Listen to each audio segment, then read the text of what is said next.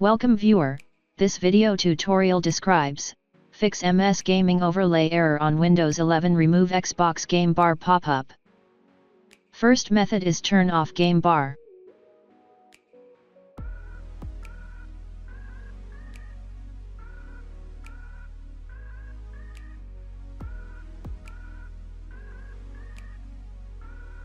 Second method is change registry settings.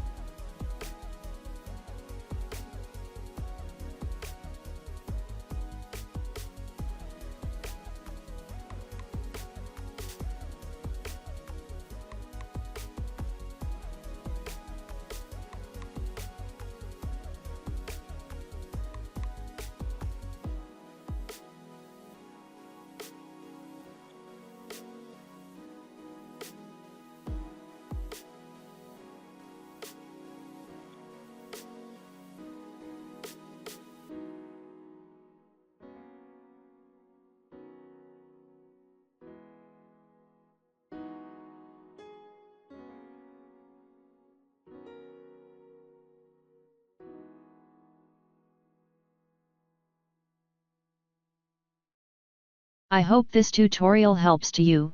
Please like, share and don't forget to subscribe our channel. Thank you very much. See you next video.